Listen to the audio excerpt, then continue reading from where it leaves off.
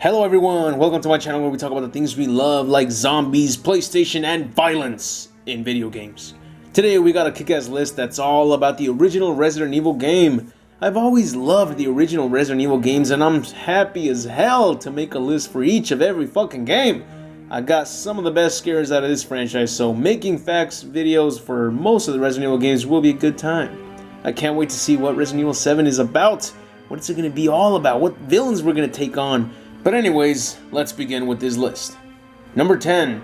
Resident Evil has released over 9 versions of the first game. These games were in consoles like the PlayStation 1, the Sega Saturn, Windows 95, the cancelled Game Boy Color version, the GameCube, the Nintendo DS, the PlayStation 4, and not to mention the DualShock editions and Director's Cut games. God damn, Capcom, you sure know how to milk it.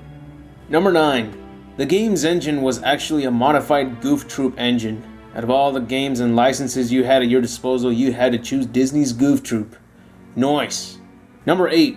There were 2 characters that didn't make it into the game. The early drafts show us that they were going to be Chris and Jill's supporting characters.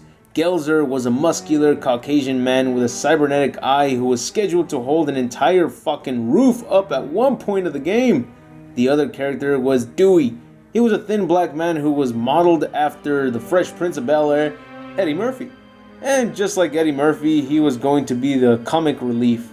In the end, they went with Barry Burton and Rebecca Chambers for the supporting characters. But by the looks of it, the concept of the character Dewey was used in the game Dino Crisis for Regina's supporting character, Rick. Also, his last name was used for Bravo Team's pilot, Edward Dewey. As for Gelzer, I'm pretty sure that Capcom will use him in the next Resident Evil game because, well, it would make sense now to include him. Number 7. Resident Evil was originally going to be a first-person shooter, and to be honest, this concept art does catch a really creepy vibe. It looks like it could have worked. I mean, that zombie looks terrifying, and I don't know what it is about old video game graphics, but zombies and monsters look a lot more terrifying than zombies and monsters in today's graphics. But Capcom did make a first-person shooter of Resident Evil for the PlayStation 1, but that definitely proved that the concept was not going to be as memorable as the version we all got. But then again, the creators for Resident Evil Survivor didn't put any thought into the game and simply copied many of the sprites and effects from previous Resident Evil titles. So maybe there could have been a chance that if they tried just as much as they did for Resident Evil 1, maybe it would have been a great game just like the concept art. Number 6. The game was originally going to be a co-op adventure like Resident Evil 0, but due to low ROM of the PlayStation, it was out of the question. But wait a minute, wasn't Resident Evil 0 going to be for the Nintendo 64 and those game cartridges could only hold like 64 megabytes? Is that another reason why Resident Evil 0 was put on hold for the GameCube? Number 5. Even though the game is clearly rated M for mature, the developers still censored most of the original games by cutting out scenes in the opening, getting rid of a lot of blood that was splattered on the walls, and the first victim we see getting eaten by a zombie. There are versions where the victim Kenneth gets his head ripped off, and even one where the zombie can still finish eating the parts of this corpse if you leave the room and come back without killing the zombie. Number 4. Look at the cover of the original game. Does this at all look like Chris Redfield to anyone? And what weapon is he holding? This isn't a gun included in the game. It's like the designer was going for an assault rifle but gave up halfway and decided to go with a shotgun. Also, there are 2 big ass spiders right next to him, so maybe it is Chris Redfield, but this is his scared shitless face expression. Number 3.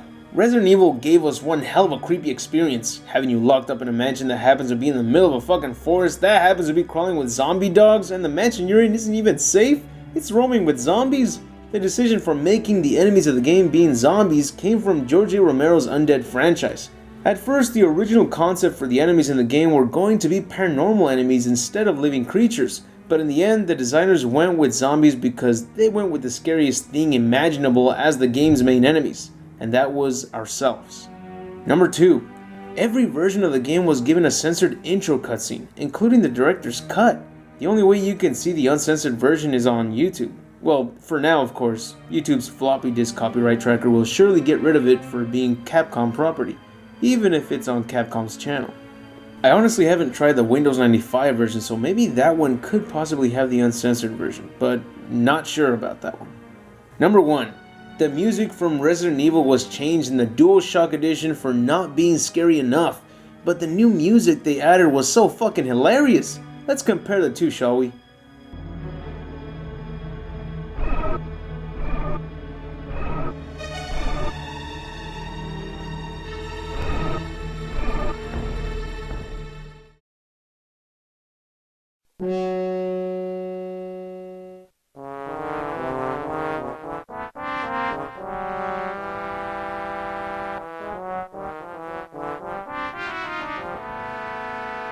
Did you hear that shit?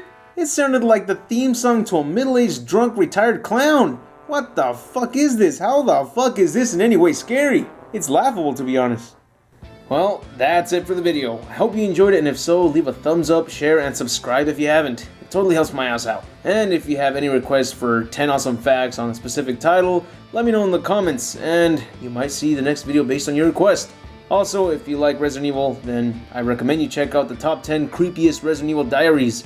There are some terrifying stories told in those notes and diaries found throughout the games, so you might want to check that out. Anyways, thank you so much for tuning in. See you all tomorrow, and remember to have an awesome day.